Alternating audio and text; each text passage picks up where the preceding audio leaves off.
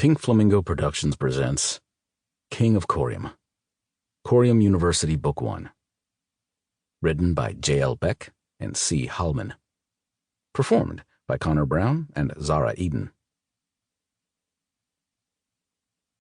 1. Quentin. It's funny how one day all can be normal in your life, and then the next, the rug is ripped away, and you're left fumbling, trying to regain your footing. A year ago, I was a different person. Happy, normal, and content with my life.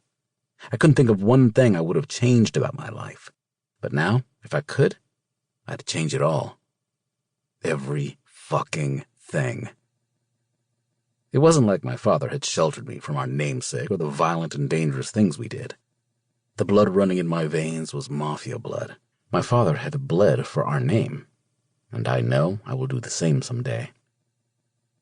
Growing up, I didn't think there would ever be a time when that would change or that I would want to escape the life I was born into and hide from the rest of the world. But that day came 1 year ago, and since then, everything's been headed in a downward spiral.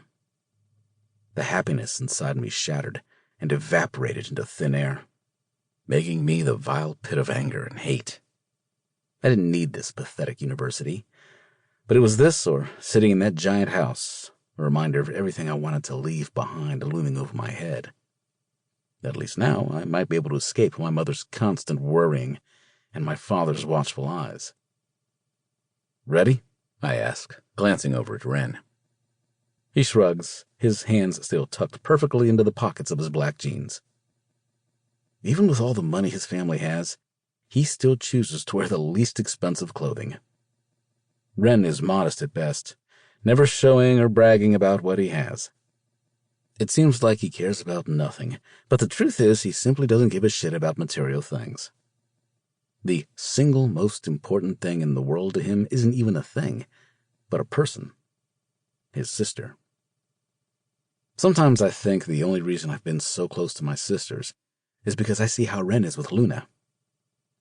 My father once told me it's because of how they grew up, and that they only had each other for so long, which is why he's so protective over her.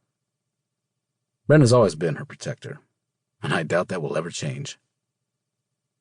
If you want my honest opinion, I'd rather jump off a cliff, but... His voice trails off. You and me both, I want to say. But I keep the words to myself. The last thing I need is what I've said getting back to my father and him thinking I'm suicidal. Then I really won't have a choice. Sample complete. Ready to continue?